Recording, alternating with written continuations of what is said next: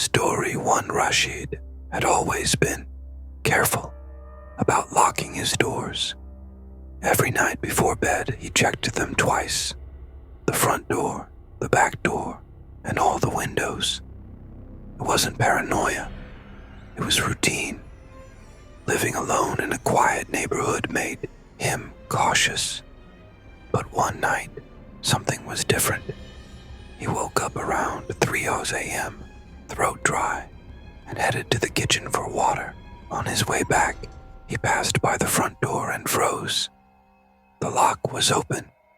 The deadbolt he always slid into place before bed was now resting upright, unlocked. The chain dangled loosely. His first thought was that he had forgotten. But no, he remembered locking it. He always locked it. He stood there for a long moment, staring at the door, his pulse thudding in his ears. Then he shook it off, locking it again, this time double-checking. Maybe he was tired. Maybe his mind was playing tricks. He went back to bed, leaving the hall light on. The next morning, he found the back door unlocked. Again, he could have made a mistake, left it loose when he'd taken out the trash. But it was strange. He was sure he had locked it. He always locked it. That night, he locked everything. Doors, windows, even the garage. He stood at the front door for an extra minute, staring at the bolt as he slid it firmly into place. Then he whispered to himself, "Locked." At 3 a.m., he woke again. This time, it wasn't thirst that roused him. It was a sound, a faint click, like a latch sliding back. He crept out of bed, moving quietly to the hallway. The front door was wide open, not just unlocked. Open. Cold air drifted in from the outside. The neighborhood was still, too still. He slammed the door shut and locked it, hand trembling. Then he checked the windows, all locked. He sat up the rest of the night, watching the door. The next day, he installed new locks, heavy-duty ones, replaced the old deadbolt with a newer, stronger model. He even put a chair under the doorknob before going to bed, just in case. But when 3 a.m. came, the sound woke him again. Click. This time, he ran to the door. It was open, just a crack. The new locks were still in place, but the door had unlatched anyway. The chair was lying on its side in the middle of the room. He called a locksmith the next morning. The man came, looked over everything, and shook his head. "These locks are fine," he said. "They shouldn't budge." That night, Rashid didn't sleep at all. He sat in the living room, baseball bat in hand, staring at the door. The house was silent. At exactly 3 a.m., he heard footsteps upstairs, but he lived alone. He stood, heart pounding, gripping the bat tight. The footsteps moved slowly, pacing above him. Then they came to the stairs, creaking each step down toward him. He backed into the corner of the room, watching the staircase. No one appeared. The front door creaked open. He ran for it, thinking only of escape. But when he reached it, something cold grabbed his wrist. Fingers, long and thin. He turned, and for a split second, he saw a face, pale skin, hollow eyes, and a mouth that stretched too wide. Then it was gone. He slammed the door shut and ran back inside, locking everything again. He didn't leave his room for days after that. Didn't eat, didn't sleep. But every night, 3 a.m., the locks came undone. He tried moving to a new house, a new city. It didn't matter. The locks still clicked open every night, and each time the door opened wider, No one knows exactly what followed Rashid or why, but some say if you ever wake up at 3 a.m. to the sound of a lock clicking open, no matter how safe you think you are, it means something has already found its way in, and no lock can keep it out. Story no. 2. The basement door creaked open on its own one night, just after 2 a.m. Sana had lived in the house for a month. She didn't like basements. There was something about them, dark, cold, heavy air, that unsettled her. She told herself it was just an old house. Creaks and drafts were normal.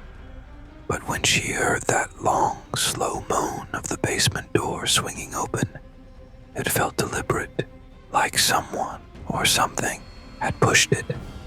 She lay in bed, holding her breath, listening for footsteps. Nothing. Just silence. But the longer she waited, the more certain she became that she wasn't alone. The next morning, she found the basement door half open. The hinges were rusty and the wood was old, yet it had moved as if effortlessly. She closed it tightly and slid the heavy deadbolt across. It wouldn't happen again, she told herself. That night, it did.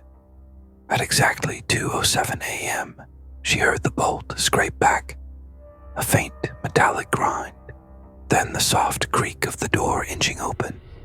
She froze under her blanket, her heart pounding so hard it hurt. The air in her room felt colder, heavier. She got out of bed, flashlight in hand, and crept toward the hall.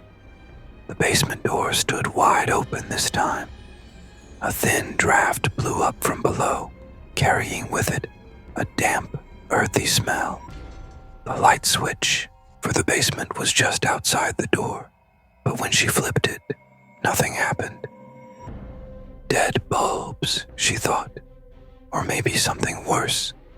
She pointed the flashlight beam down the stairs. Dust swirled in the light, but the steps were empty. She could just make out the bottom, where the concrete floor disappeared into shadows. As she stood there debating whether to close the door or investigate, she noticed something strange. Footprints. Bare footprints on the dusty steps leading up, not down, as if someone had just climbed out of the basement. She slammed the door shut and drove a chair under the knob. That night, she barely slept, but no noises came, no footsteps, no creaking hinges. By the next day, she convinced herself she'd imagined it. Old house, old wood, old mind playing tricks.